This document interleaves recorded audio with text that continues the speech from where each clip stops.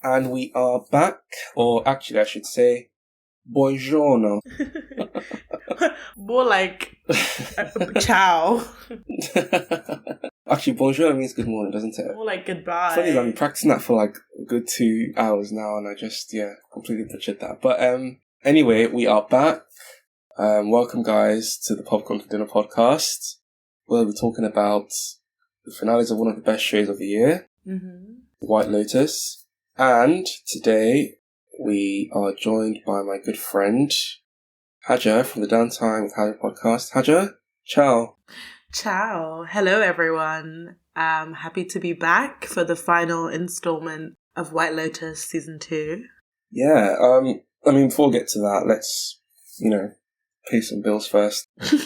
Obviously, don't forget to rate, review, subscribe to all our platforms. Obviously, get back to us with feedback or any suggestions. Leave some DMs for us, whether it's for this or for some other reasons, It's cold out here. And obviously got to be... You're so tapped. You're so tapped. Obviously got the YouTube as well, where you can see our faces and our trims, lol. And yeah, obviously give us some feedback. We do appreciate it. It really helps us going forward. And we do have a couple of interesting episodes coming up as well. So guys, don't forget to tap in. And yeah, let us get to the episode. I think I got the intro right, yeah? Alright, Hajer, White Lotus Season 2, Episode 7. I always botch this word.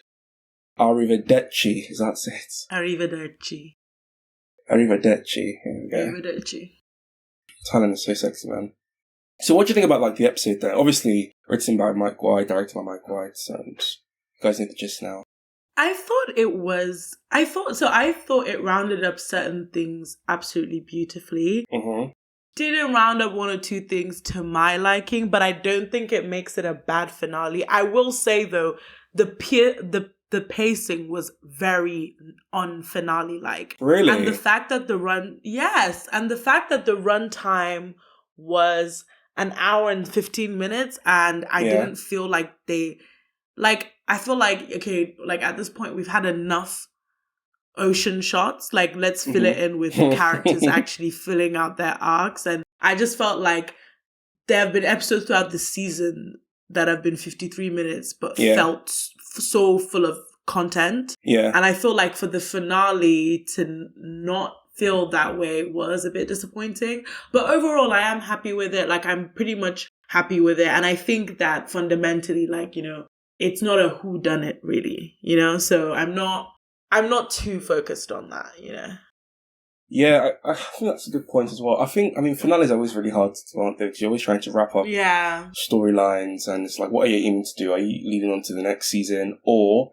are you just sort of wrapping up everything, or are you just kind of giving people what they want in terms of fan service and all the conspiracy theories and shit like that? But I did like this. I did feel quite like it did enough. It was okay. But, there were a couple of people, for example, Harper White, felt that I didn't do enough for me in terms of, her storyline. Really? Not really. I think I wanted a bit more from her. This finale was definitely all Tanya and Ethan. Majority of screen time. And obviously, Lucia and Mia as well. Maybe a bit of Valentina as well. But I don't know. But it's what more did I want from Harper? Which is, I guess, another question I ask myself every day. I think I would disagree with you on that, I wouldn't lie. So who would you say you wanted more from, or you weren't quite satisfied with in terms of their storylines? I definitely wanted more from Albie. Really? Yeah, I wanted more from, Daphne, sort of more of her in terms, on her own, as opposed to her as an attachment to Cameron. Or Ethan. And I wanted more from the gays. I wanted more from the gays. I wanted more of these gays are trying to kill me. Well, that was so funny. Tutti says to gay. We're all gay. That was so funny. That was hilarious. When Tanya was like, do you know these gays? I'm like, I've definitely heard that once or twice during my walks down in Brighton. Also, is Mia the queen of like all the ugly dresses? Did she just have all the ugly dresses in Palermo with her ugly ass green dress? Who's been the best dressed person this season? I'd say Harper, for me at least. And Mia's just like, no, I don't like anything you're wearing, babe. Just what's going on? I like Lucia's dressing as well, to be fair. Should we start with, obviously we need to start with Tanya, I think, because that was... I mean, she went from like Sherlock Holmes to freaking John Wick, didn't she? So... I don't know. I'm so like... So, on the one hand, I'm happy. I feel like that's a very satisfying ending. And I do think it would have been a bit of a drag to have Jennifer Coolidge again as another vacation guest in a third season of The White Lotus. Like, that would have just been a lot. Mm-hmm. So, like, I don't know why, but something... last week I said that I thought Tanya would find a way to escape. And I was right, she did, but her own folly. Yeah. She was the cause of her own death by her own folly. Which is also a good fitting end, you know? And I feel like even though I predicted that Portia might die, I'm so happy she didn't. And I think that, I think that was good. I think with Tanya, though, the only thing I didn't like is because there's like, okay, so was it Greg that hired the gays? Like, was that ever really, really finished? Mm-hmm. But I also feel like it's okay that we don't know. Like, she's dead, right? So... Yeah, and it's kind of... I mean, I don't think this is how Mike White has aimed for The White Lotus to be structured. But I think that, obviously, each season there will be new characters. But I think that there might be a little connecting conduit between seasons. Not like a... I think this Tanya storyline we might see definitely more in season 3, so it might be like a little connecting storyline from season 2 and season 3. But obviously, or like it's a headline in a newspaper that I guess yeah, something like that. It's kind of like a little Black Mirror, something like that. The Black Mirror formula kind of thing. But I really enjoyed like the whole. Obviously, I mean, sucker for who done it right. Even the worst who done it ever. Just clue me in. I'm in. Yeah. Clue. Another who done it. That's me like hosting gigs. Yeah, the Clue is a whodunit. I really enjoyed like that first like 25, 35 minutes of her trying to like piece it all together. Yeah. And her kind of coming to the realization that, oh my God, I'm actually going to die now. And Greg and Quentin and all of that was just, plus a phone call with Portia. But isn't it insane how she just like literally, it's like she doesn't even threaten with the gun. She just comes out shooting. I thought that was so insane of her. Like, she's insane, but also she's so That was real. pretty... I was like, when the hell did you learn to shoot like that? Like, plus it's a small... I mean, there's a lot of things to nitpick in this episode. For example, why the hell did that mafiosi goon, the paramour, why did he leave his bag just like, hanging around there, and it's got a gun and it's got like things that's going to murder Tanya with? Why is it just like there? Why can't she see it? Surely you'd think that even if it's like a small gun, you'd have it like in his belt or something, and it's like, why is he just there and stuff? So anyway. The funniest part of that whole thing was the other gay just running and swimming in the ocean. That was so funny. I literally burst out laughing when I saw that scene. I think like it was really... Is dark comedy, is that the right word? It was so funny because I feel like Mike White is I think he saw all the theorizing, all the essays. And I think the thing about Tanya's death is that it is a weighty death. You have the opera music playing when she drowns, you have all this stuff. But then it's also so incredibly farcical that it reminds you that this is really just such like, it is like one of those commedia dell'arte plays, right? It is a farce, kind of like the gun, the running out of the boat. Like, was it funny? Part of it was. Is it tough to like a death scene is funny? That's what I mean. It was farcical. Yeah, it was farcical. It was farcical, though. I think just her trying to like figure out everything was pretty, and there were a bit like it kind of veered between like really funny, but there's some really dark moments as well where Portia and Jack were having that kind of one like. She definitely confronts him about like the whole, nephews, they fuck their uncles sort of thing. And you can see he does this thing with his face where he goes from like really, like a geezer sort of guy to like, this guy might literally grab her neck right now and just end it all for there and then. I thought Jack and Portia's like dynamic was super interesting because I think it revealed a lot about... I think it's really interesting because he shows her, like, even though he's a young man leaving a young woman on the side of the road in the middle of the night, which is wasn't very #ally of him. But, you know, I thought that it was really the solidarity shown between when he actually does let her go. He doesn't sort of use her for own ends. He literally just tells her go to the airport, because I think he realizes that, like, in a world of Tanya's and Quentin's and powerful rich people, like, she's really nothing. She has no power. She's more privileged than him. She's a bit aloof and ungrateful, but she's not in the position to hurt anyone the way he's been hurt. She can't use him the way that guy, his fake uncle, has. Like, I think that was one of those moments that made me realize, like, I see, like, she is meant to survive, because at the end of the day, she's not the real enemy to him, at least, right? Like, she's just another girl who works for these people, and these people are always going to find their way out, you know? So it's sort of like he helped her find her way out the way he was helped out, only that his was very, very more like, you know, it was transactional, like, you do this for me and you're sort of in my debt. But for her, she just got to go home. Could you just say, like, I mean, his job, if you're being a bit more cynical and pessimistic, like, his job was to do this, you know, kind of distract Tanya and get her out of the way, then take her to the airport, because obviously you don't want Portia.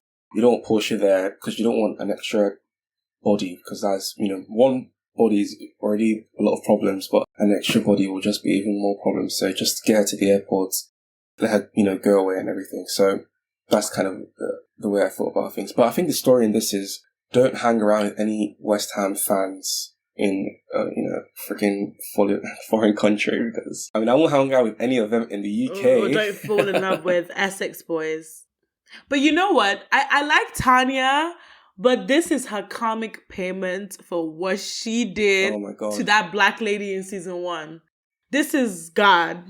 But she gave her like 25 grand, didn't she? No, I swear she didn't. Yeah, she gave her a bit of money, but I think it was kind of like the whole promise of her. It wasn't the same. Starting the whole venture she broke together. her promise to that lady. It's not the same. She broke her promise to that lady. 25 grand. 25 grand is not, I mean, better than nothing, isn't it?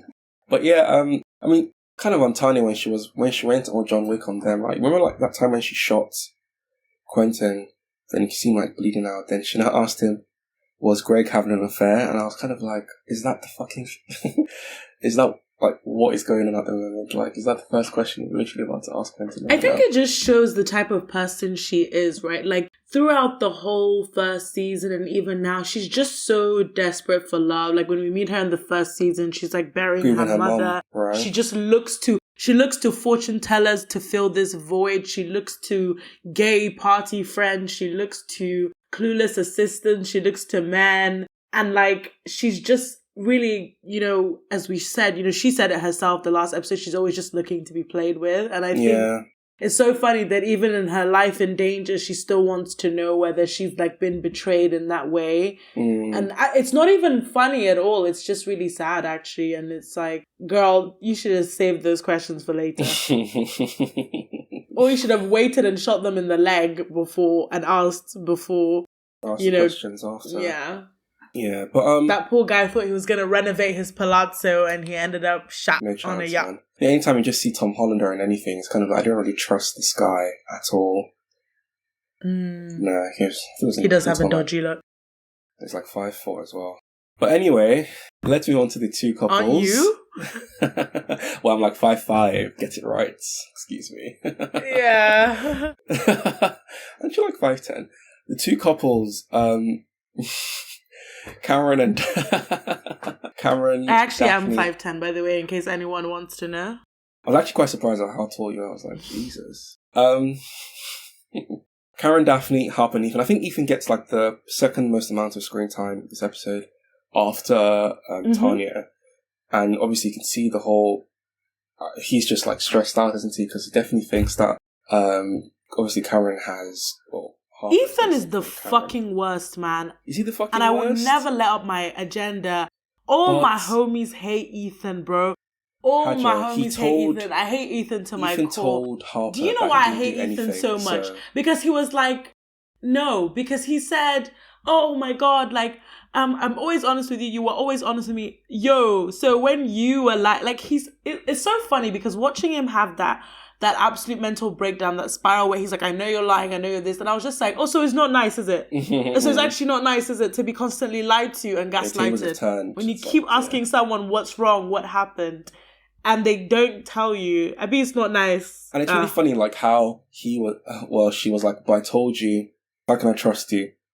Then he came back to her and he was like, but I told you I didn't do anything. And he was like, yeah, is your word supposed to be better than her word? And like, what makes you know your word much better than hers and everything? But exactly. I found that really fascinating. But let me tell you something. I think what's really interesting is because what she asked at the dinner after the whole sort of day is done, she says, what's going to happen to us? Yeah, what do you think about that question? I thought it was a really perfectly written like line. Because I feel like since they've arrived, even if they didn't know, we were aware, there was absolutely something wrong with that relationship.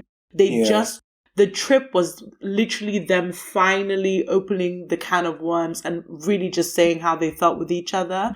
And I think what's really, really interesting is that they sort of had to come face to face with the very chaotic element that was their friends' marriage. And what those dynamics were like, and literally be thrown into the ring with those two people in order to see how better they could be to themselves. And it's just sort of interesting because it's an element of like, maybe they do have something, but there's also something really cynical and sad in that. Is it that like once you get to a certain level of success or wealth, having just a regular monogamous relationship just doesn't cut it anymore, and you need to have these weird games or these weird ultimatums. It was just really interesting to me because Ethan for sure fucked Daphne. I hope everybody knows that. I mean, I hope everyone knows that. I thought they went for like a long hike. Oh, he no. Ain't no hike that long. Gosh, Megan Fahey. And ain't no hike that makes you fuck your wife that you've been rejecting for months. That was... Because let me tell you why he was able to sleep with her, because he was finally able to let go of that guilt. Of that jealousy, yes. That's why. Of that jealousy. Yeah, and it's kind of like... That's what it was. Mean, what if... Do you think Harper and Cameron did more than kissing then? So at first I was staunchly in the camp of no, she'd never sleep with him, like, surely. But now I'm like... So what made you change your opinion then? This episode did, because the narrative, like, the way it was, everything was moving, and it made me feel like, oh, maybe we are supposed to believe that something happened between them. Yeah. But I think there's still something really interesting about the fact that it's a mystery. And that conversation that Ethan and Daphne have on the beach, I think is so perfect. You know, she says, I'm a mystery to myself. She says that even when you're with someone, there's always a part of them that you won't know. And I think the larger message of that, at least in terms of this relationship for me, is just sort of like, if you're trying to lock down the unknown or completely have all your bases covered at all times within a marriage or within a relationship, you're just always going to fail. And I think what I sort of took from it is that you should always be looking to know who is in front of you in that moment, in those months, because that person is going to constantly be changing and evolving. And it also made me think, at least, like, that there is something to having that mystery in a relationship, that sometimes it is okay for you to not be completely like glass and your partner knows everything and they see everything and it's not that simple. So that's sort of what that conversation made me think about. But I don't know. What did it spark for you? Definitely the same thing. Because like, I think the question of like, did Harper and Cameron do anything? I don't think it matters. Yeah. I really don't think it matters whether they did or he didn't, because I think in his head, it was kind of like, I had this jealousy in my head, but now that's gone because, I went for this long hike with Daphne, right? So I think that scene is basically saying, doesn't really, like, obviously you can't be in control of everything, right? And there's obviously need to have a bit of mystery into it. So I definitely agree with everything that you're saying. And I think that Megan Fahey is such a great... Like, I watched that scene like 4 times because she was doing something with her face, and I'm just like, this is acting, the capital A. So let me tell you what it is with Megan Fahey. It's the freckles. She has a twinkle in her eye. I don't know how to explain it. Freckles. But if you look at her, she literally, I don't know how she does it, but she can command like a twinkle in her eye. There's just always something going on behind her eyes. Mm-hmm. And it's like you can watch her, like in that scene, she goes from sly to sexy to wistful to sad to mischievous and sly. And I think what the really good thing about her is that, and I think that's what makes Daphne so like interesting and also kind of formidable, is that she has this ability to sort of like spin everything. Like she's like a spin doctor, but like an emotional spin doctor. Like I think sometimes she knows these hard truths, but she has sort of, like, her and Cameron have this world that they live in, you know, they don't read the news, they don't even remember if they voted, they all this stuff, and it's like their marriage is part of this world, and they've just created this set of rules, and it's what works for them. But I think what makes her... Would you say it's acceptance then? Yeah, I would say it's something more than that. It's not as simple as lying down and taking it, you know, like it's not as simple as, oh, I'm just, you know, woe is me. But it's also not as simple as like a very like arduous revenge either. It's just, I don't know, it's something else. It's just a game. It's just the right, like, it's just a game. Word? Yeah, exactly. Because she had that face where when she was talking to Ethan, she said, well, she didn't say it, but I guess with the conversation with Harper as well, it's like, I am not a victim. I am not going to act a victim. I'm going to do my own thing. So I was just thinking of like, what's the right word to actually describe what she's doing right now? But I think she's an amazing actor. I think there's something... I know, I love her, but I think there's something to be said about that idea of like not being a victim, because I think, I don't know if what, like, you know, the character's doing is going to be super successful for her, you know, different strokes. But I think it's sort of this idea of like, if you, or the message I feel of her character is that some women are not going to let the man decide what happens to them, or they're not going to let the man decide if the marriage fails, or they're not going to let the man decide if they're miserable. And I think it's also so interesting that Harper asks Ethan what happens to us, or what's going to happen to us, and he takes the lead to reignite that relationship. In a way, she sort of took it by sort of kissing his friend, you know? It's like this push and pull. It's like a seesaw. I just find it really interesting. Like, I still feel like the beauty of this season, and I think the beauty of Mike White's writing, is that till now, it's the season finale. I've done and read and written notes, and I still can't quite decide what every little thing means. But I think that's why it's good, you know? Yeah. I completely agree with you on that. Kind of like, I've got on my notes here, does cheating actually help relationships? My column on BuzzFeed coming out soon. I feel like, I can't lie. It could potentially. You had that look on your face just now where you're like, well, I mean, you know, like when I feel like you're answering some wild shit right now. Okay, whatever. Bankley has to cut this out, but I was like, Bankley texts me. Sorry, when Ethan and Harper are having sex, Cameron and Daphne just burst through the doors, have like this big dirty foursome and stuff. I literally thought that's what I was thinking that too.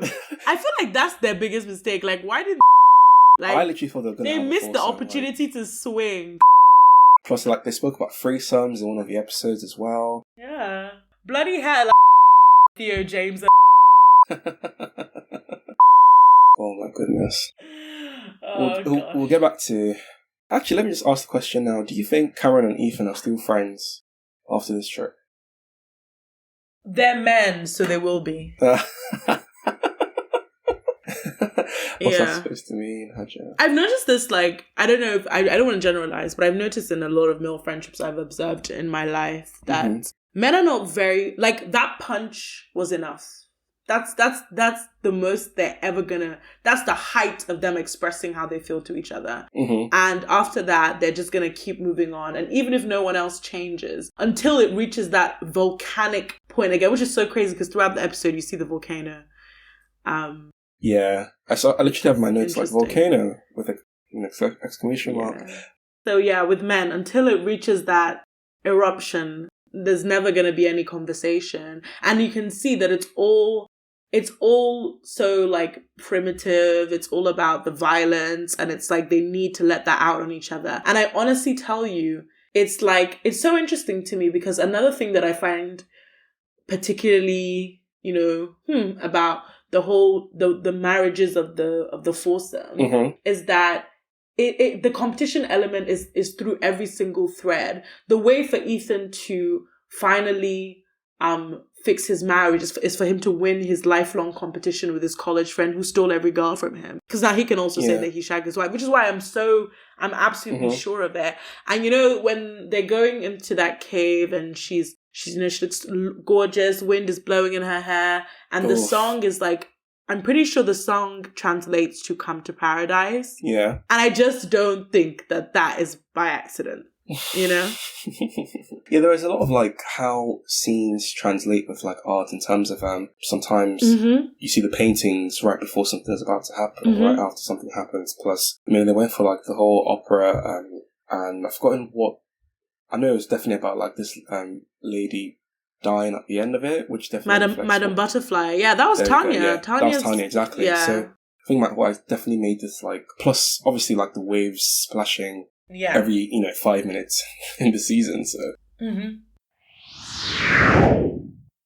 F. Murray Abraham's still my goat though, because he's so fucking hilarious. Like him saying that girl could be his granddaughter, but she makes me aroused. Oh my god. I think the quote, and then he says that it's an Achilles heel. Yeah, that was my quote of the episode. Our Achilles heel is actually Achilles cock, and I was just like, sure, it definitely reminded me of that J Hus lyric, which I've probably mentioned a million times.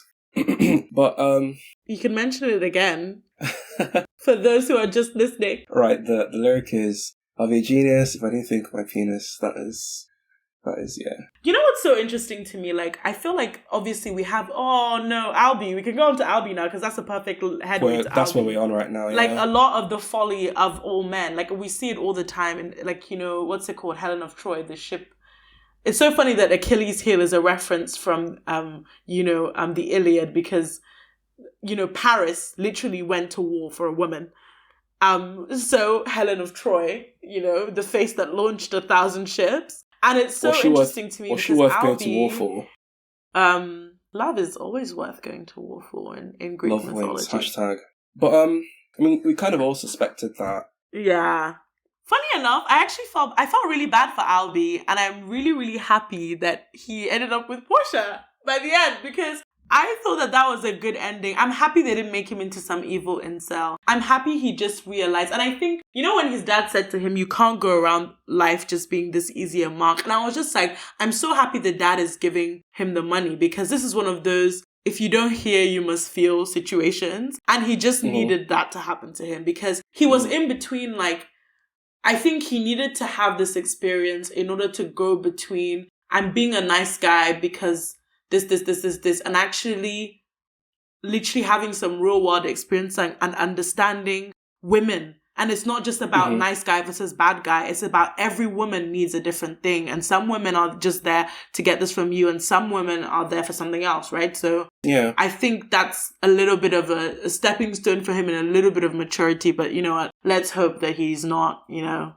weirdo by the end. But I think he's a good guy. I mean, you see all of this by the end of the episode, he was like staring, it was really funny and cinematic how like that girl, they were like checking in their bags, right, and the girl passed by and they all... like all 3 generations of them? All of them are all staring at us, yeah. I don't think that makes him a bad guy. I just think that makes him doomed to repeat his father's mistakes. But I also think another thing that makes him that's what I'm saying, right? They're all sort of like, they have this... it's the Achilles cock thing, right? It's an inescapable curse for women to be their undoing. So he trades his mother's perhaps peace for 50,000 euros, right? When he says that he's going to put in a word for him, right? And he also proceeds to, you know, obviously look at that woman and whatever. And so I think it's like, I don't think Albie is the bad guy that we thought he would be at the beginning of the season, but he's definitely from a line of shitty men, and he is likely to be doomed to make his the mistakes his father's made again.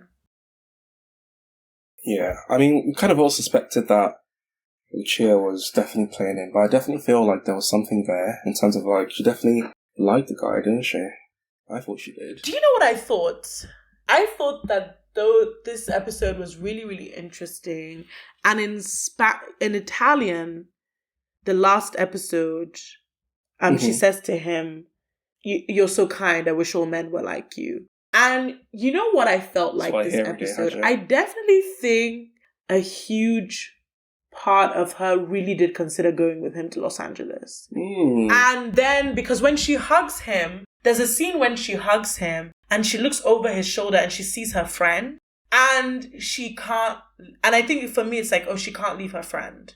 Right. And this whole idea of the homecoming, right?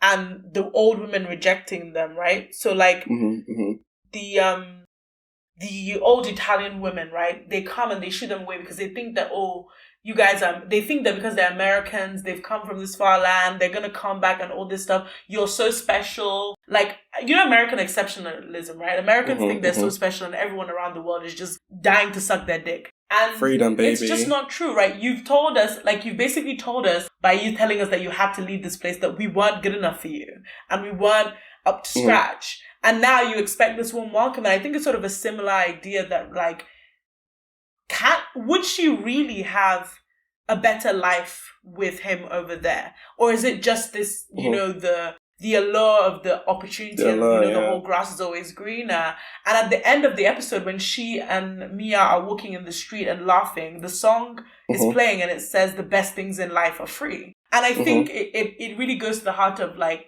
what could really, really be the basis of a relationship in which he had to save her with a sum of 50,000 euros, or a relationship in which he would have always seen her as a sex worker or a prostitute? Like, what?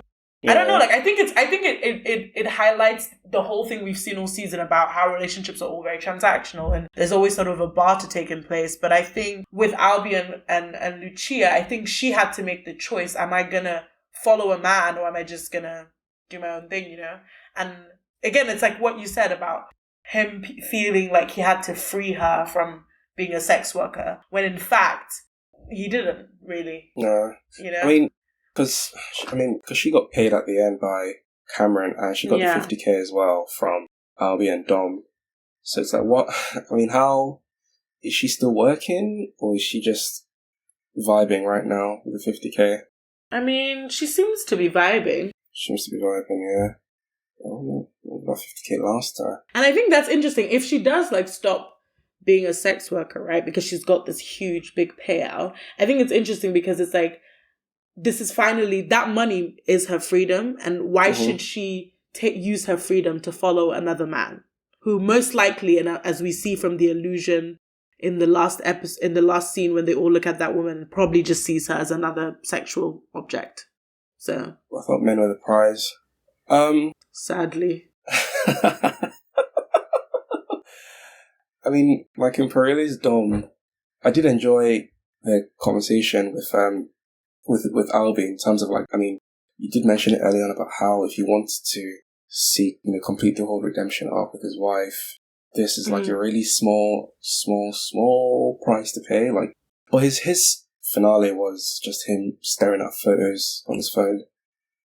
And I was kind of like, I guess this kind of... That's actually true. I did want more from him too. I did want more from him, but at the same time, it's that's his connection to what he really wants, which is obviously to restore the relationship with his the woman in his life. So when he does get that phone call, I did feel it was quite satisfying. Is that the right word?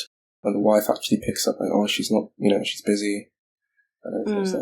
She was definitely fucking someone else. I was going to ask, was she fucking somebody else? She was definitely fucking somebody else. Everyone is just fucking everyone. Men, let me tell you something as a woman. If a woman ever picks up your call And she answers you, but she says, sorry, I can't talk right now, I'll call you later. She is fucking somebody else. I hope you know. Or she just came back from a date. Maybe not fucking, maybe she's just like busy with something else. Most likely she's fucking somebody else. There's just another man or another woman, someone else that she's interested in is in the picture. Someone else involved. Yeah. Or she might be studying, trying to get them grades, you know what I'm saying? Get qualification. But it's really funny because like at the end, when they're about to catch the fight, you do get that, everything comes around with Albie and Portia, and they're sort of like, so how did yours go? Oh, he was deranged. How did yours go? Oh, she played me. And they're talking about like how they found some dead bodies on the yacht. And Portia's like, rah, can I have your number, by the way? And I was kind of like, fucking hell, like, what, man, this is... That was peak comedy. That was so funny. Like, but at the end of the day, it's so, I think that's such I think he makes a really good message, right? Because it is important for Tanya to escape because that is just her employer. And let's be honest, Tanya would never go out on a limb for that girl. So why on earth should she? Like, I think that's what I'm saying, right? And it brings me back to the Lucia and Albie relationship as well. Like, there are just certain boundaries that mean certain things, sadly, for a lot of people. Like, you are really just the employer. Like, you're the employee. Like, there's no need for you to be saving anybody's life. It's not in your pay grade. It's not in your pay it's in your pay range. Or whatever is it called. We should have spoke about this early on in terms of kind of the theme for this season. In terms of last season was rich people getting away with things. This season was the others striking back at rich people in terms of, Albie getting scammed, Tanya dying, I guess. And just the whole dynamic of like... I thought this season was about sex and power. Sex and power as well, but I felt like, let's say, secondary theme was, the... Yeah, people getting their own from these rich people, right? How do you say it? Proletariat? Proletariat. You cannot speak English. There we go. A Bristol law graduate that cannot speak English. Nor Italian. That's why I did engineering, man. It's all numbers. Can't speak English, nor Italian, nor French. Can't speak anything. Yeah, that word strikes me back. But Mia, really funny. Not funny, but she drugged Giuseppe, kept him in the hospital, took his job, and told it. She's so real. Mia is the ultimate girl boss. I love her. Even though she dresses so ugly, she's a stylist. But Mia is the ultimate girl boss. She girl bossed her way into a pianist career. Mm-hmm. And it's so funny because all the like downstairs people eventually got what they want. Yeah. That's really interesting. And that's what I mean about the commedia dell'arte, because like a lot of these plays always happen with the sort of like the downstairs person being a trickster and then getting one over on the lady of the house or the master of the house. Yeah. And I just thought that was really interesting that they sort of carried that through all the way to the end. Her and Valentina, because she said in the episode that how she has a couple of lesbian friends for her and everything. The Valentina storyline, was it all about her just, chill out a little bit, enjoy life a little bit and stuff? Yeah. Or was it some but hers was also self-realization about how sexual journey? Mm-hmm. I think it was also about sex and power for her because she misused her power several times when she, moved around all the employees because she's jealous, even at the point where she uses it to have sex with this girl and then gives her a job. But then they have this thing where she says that, when, Mia is trying to sort of bargain with her so that she's not the one who has to have sex with her again. She's trying to pawn her off to male friends. And I think Valentina sort of becomes very, very aware of how transactional it is. But then I think she sort of becomes okay with that because she realizes that she'd rather have something than be alone. Because I feel like I read her reaction to Rocco and Isabella, I believe, as her finally understanding that she just needs to find out how to live with these new truths that she's discovered about herself. And that's what really matters at this point. Exactly. And her... And she doesn't need to own Isabella and she doesn't need to own Mia. It doesn't need to be just, you get what I mean, right? Like, I think she's becoming, as you said, a bit more chilled, like a bit more free. Yeah, you don't have to be in control of everything like you mentioned earlier on. Yeah, But, I mean, in terms of like everything being transactional, I think the only thing I'd kind of push back on is, do you not feel like Valentina and Mia ended up being friends at the end? Yeah, kind of. Kind of. Yeah, because she's like, I've got a lot of places to show and everything. I was kind of like, okay, these people might be, gals at the end of everything. So maybe it was a bit transactional, but it kind of developed into something a bit more. So did I want more from her? I don't really think there was anything more to want from her, I guess, but I think her kind of story wrapped up really nice and well. Yeah, I think that's everybody. Who do you think got the most? Who do you think had like the best trip? Definitely not Tanya, but which American do you think had like the best trip? Who do you think enjoyed themselves the most? Fucking Cameron, bro. He just was mischievous and he fucked his friend's wife. Yeah, that's pretty key. And Daphne too. I feel she had a good trip. Yeah, it's really funny. I honestly think Daphne and Cameron are fine.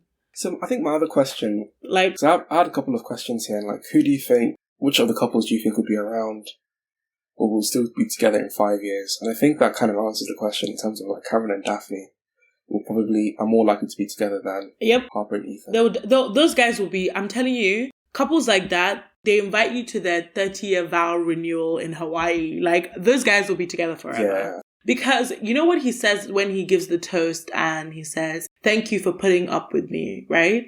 He will, like, those two will always, because they're both game players, they will always find a way to be satisfied within their relationship. It was like what Portia was saying, like the last episode about, will everything always be boring?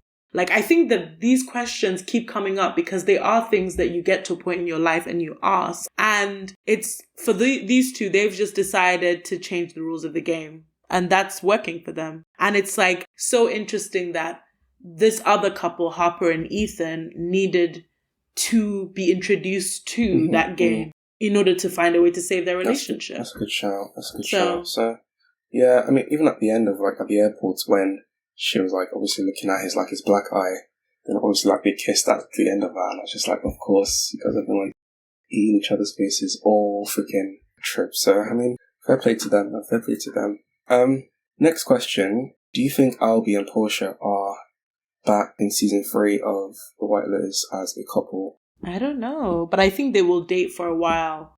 I don't think they will last very long, but I think I could see them dating for like a year and a half. Whoa. Yeah, I'm really looking forward to it. I really enjoy this season. I really love this season. I can't give it enough praise. I think it was miles, leagues better than season 1. And if season 1 got all the Emmy noms, I really hope this sweeps, man. Who do you reckon is most... I think Megan Faye. I don't know, man. I just keep on getting back to her. I honestly think she deserves everything for this role. Yeah, a lot of nominations, a lot of awards, because...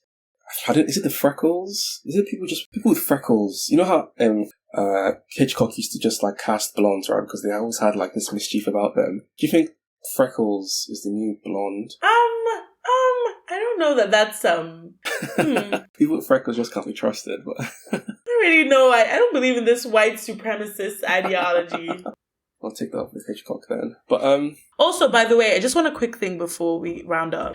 All you stupid idiots that say that look in the mirror that Cam gave in the episode means that he knows that the child isn't his. You are all idiots. I'm sorry. I don't mean to be mean. I don't want to alienate the popcorn for dinner audience. I don't really get that. But you guys are idiots. That man is an arrogant man. And it just shows, if anything, it just shows how like everything to him is a game and a performance. This whole family man thing is just another role he plays. The same way another mask and role that he plays is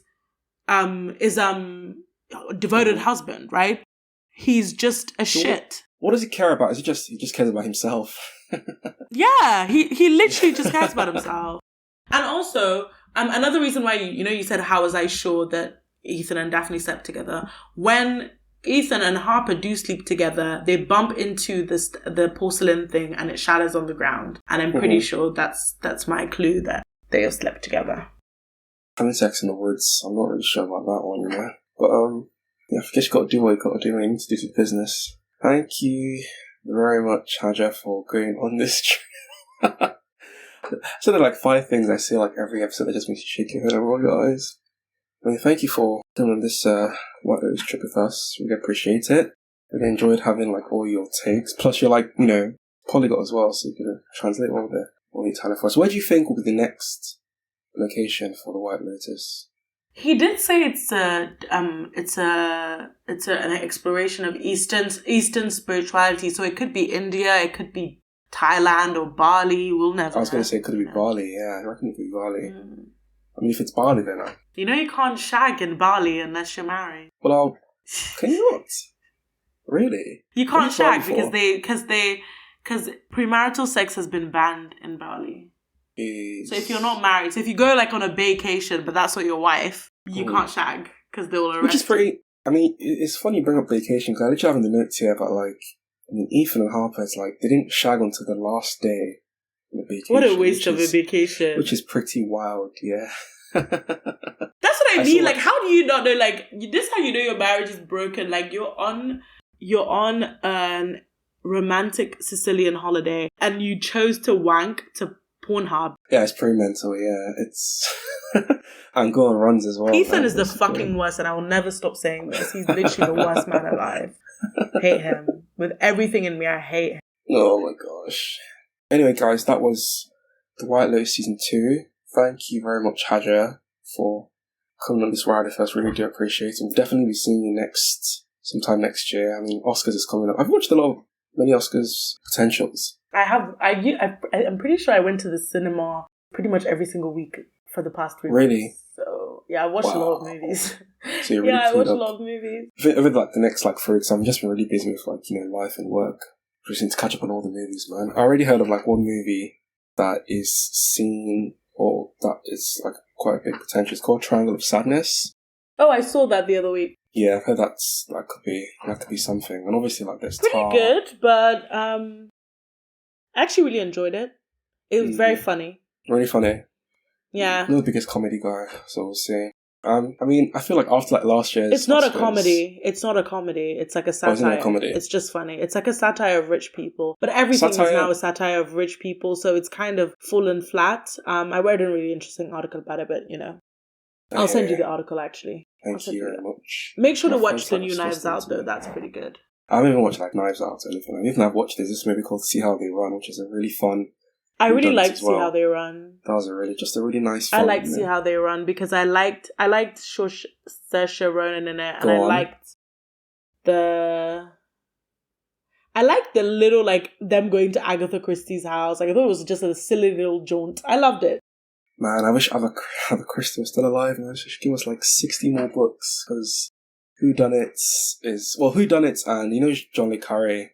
Agatha Christie and John le Carré are the two most important people in my life. John le Carré did the Tinker Tailor Soldier Spy, right? Yeah, I've literally watched all his adaptations. I'm watching a spy TV show right now because I want to be a spy. Oh, is it the one with Damien Lewis? Yeah.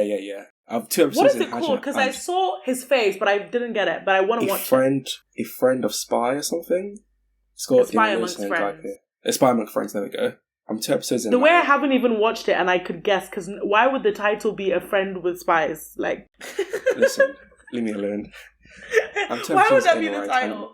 Where are you watching it? A Spy Among Friends. It's on ITV. Okay, then I'll watch it.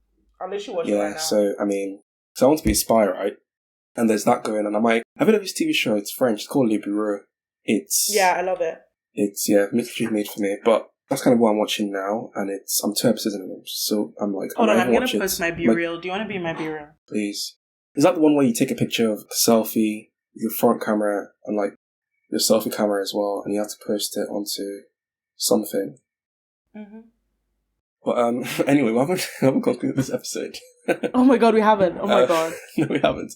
Anyway, guys, thanks again for listening. Obviously, don't forget to rate, review, subscribe in all platforms. We'll probably be talking to you next week when we're talking about a nice movie. And have a good Christmas. And we'll see you next time when we're interviewing Sicily. Thanks again, Hajer. Thank you, everyone. And thank you, Popcorn for Dinner, for having me. Merry Christmas. And I hope to see you in the new year. Goodbye. Arrivederci. Shut up.